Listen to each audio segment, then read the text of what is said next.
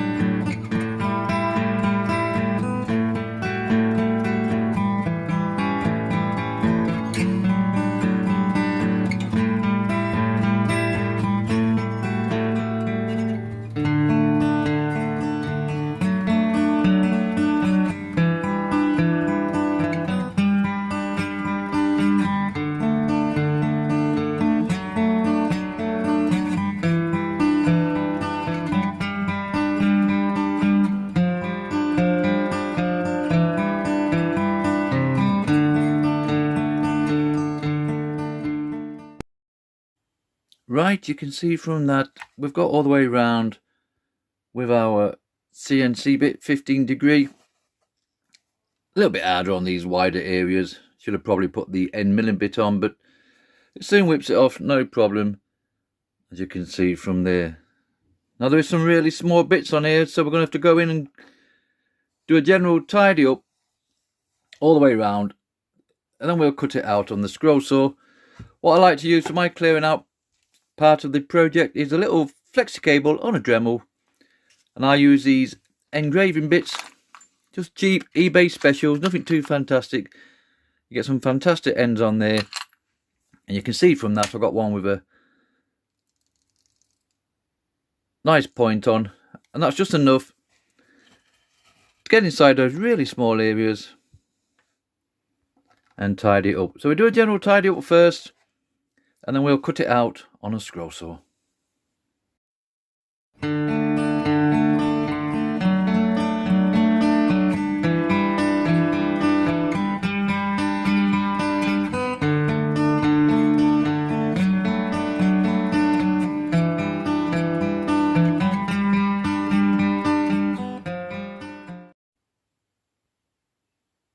Right, we've gone round with our Dremel bit. We've cleared that out the best we can, as you can see from that. And I did a little skim over with some sandpaper just to smooth it down a little bit. We don't have to concentrate too much on that, because we are going to put paint in here, so we will be sanding over the old thing at the end to remove the paint that we don't need. But we can see from that, we get the general idea. Now you could leave it on that piece of wood and sort it out as you go along. I'm actually going to cut it out, like I say, in the shape of a rock, chunk of slate, stone, whatever you want to call it, just so it looks more like a piece of fossil. And that's the shape I'm going for. It could alter as we start sanding down and rounding the edges off. Before that, just want to cut it out on a scroll saw. Now you could use a bandsaw, junior hacksaw. It's not the hardest cut in the world, just to literally go around that. But if I just take 2 seconds of your time, just to show you the 3 blades to anybody that's not used a scroll saw before. The most common blade is what they call a pin blade. It also has pins at the both end, and that will literally just lock onto your saw like so, in a little clamping device. You want it smooth on the way down and rough on the way up. That way you know your teeth are facing the right way. They come on your more basic saws. They're ideal if you're just doing a lot of outer cuts, but for intricate, detailed inner cuts, you're going to work with what they call a pinless blade. Obviously that's minus the pins, and they have more of a clamping effect on your more expensive saws and stuff, and they're ideal if you're going inner cuts. If you imagine we're cutting this out on a scroll saw, we wanted to get to that little hole there to cut it out. You'll drill a pilot hole with a little drill and feed your blade through and cut that section out. Whereas with a pin blade, you just wouldn't fit that in there because of the pins. So a lot of people do prefer the pinless blades. There's different makes and models and designs. Best find one that suits you guys. Personally myself, I like the spiral blade. That basically is a spiral, believe it or not, full circle. And that cuts in any direction, up, down, left or right. I'm really happy with these. You either love or hate those, that is for sure. However, on my little old fashioned drapper, I have to use these adapter clamps, and the blade will literally slot in there like so, and you have to fasten up these little Allen keys on both sides to hold it in place. That's literally top and bottom, like that, and I literally just hook that onto my saw, top and bottom, take up the tension, and we're good to go. Okay, quickly, we'll cut this out, and then we'll get the sander again, and a little Dremel, and we'll start putting some grooves and cracks and bits and bobs in there to make it look a bit more like a boulder, come rock, come a piece of slate. Okay, let's pop this one out.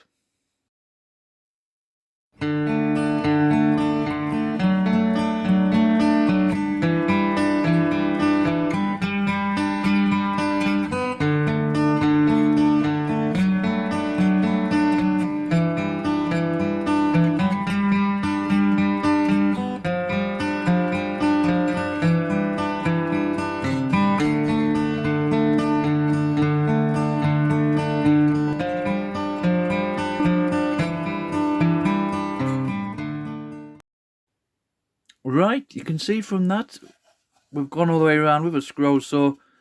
Just a quick rough cut, not supposed to stay this shape. Remember, we're going to just round it off slightly on the back piece, as if this has been split in two and leaving us a fossil in the middle. So this will be quite smooth.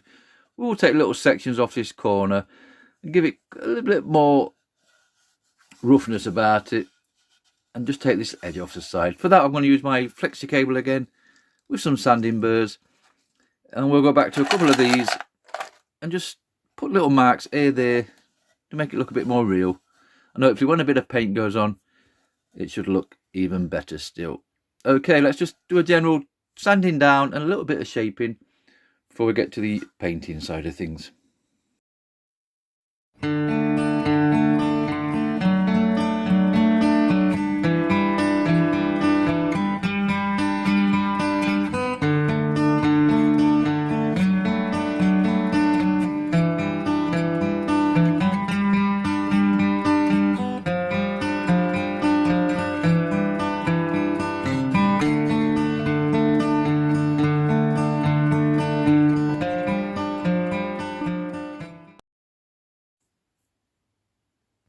Right, that's enough sanding down and general shaping for me.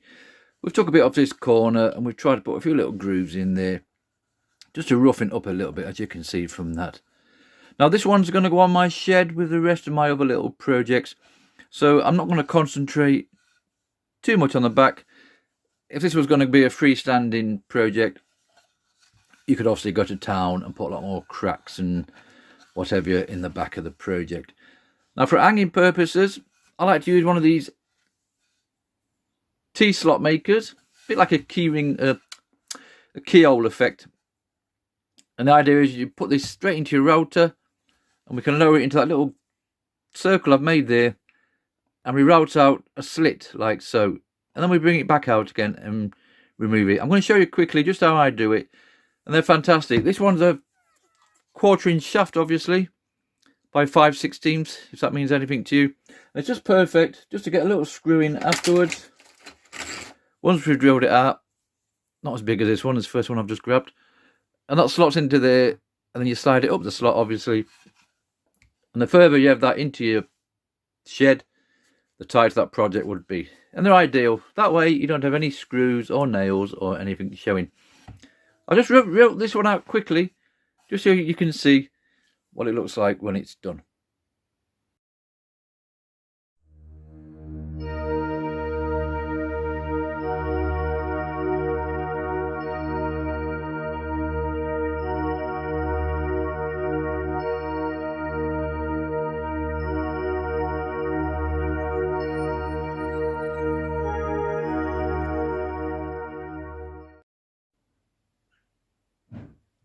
Right, that's our little slit done. Nice and easy that, and they work fantastic.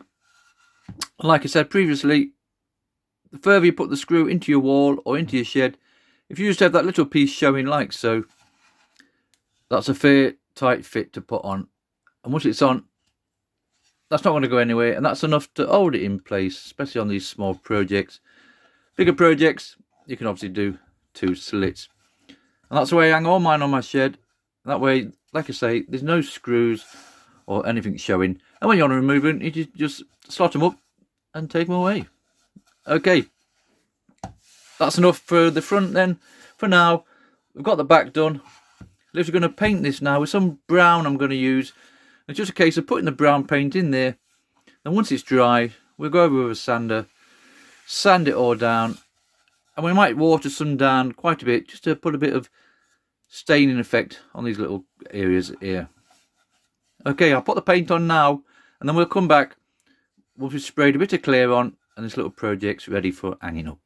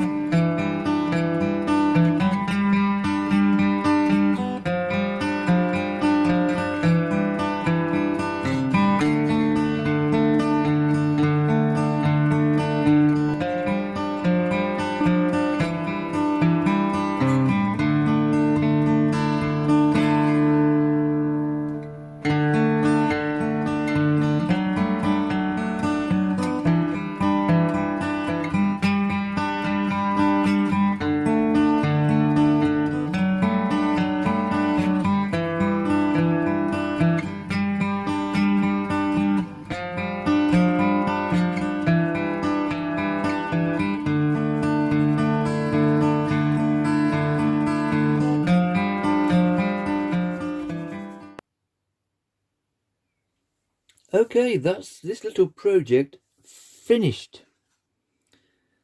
Now you can see from that lovely shine on there, I gave it 3 or 4 coats of our crystal clear just to finish it off and give it a little bit more protection. We've done something on the back, that doesn't really matter because we're not going to see any of that once it's on the shed. And it's hard to see on here, but there is little lines up here, little groovings, just to give it a little bit more rock effect. If it's worked out that way, we don't really care. These are only simple little projects that basically anybody can do. And there we have it. This one is complete. So it's 10 inches by 6 inches dinosaur fossil routed out on fencing wood, hopefully giving some kind of stone rock effect. We're not too sure about that, but we get a project no matter what it looks like. Okay, thank you very much for watching.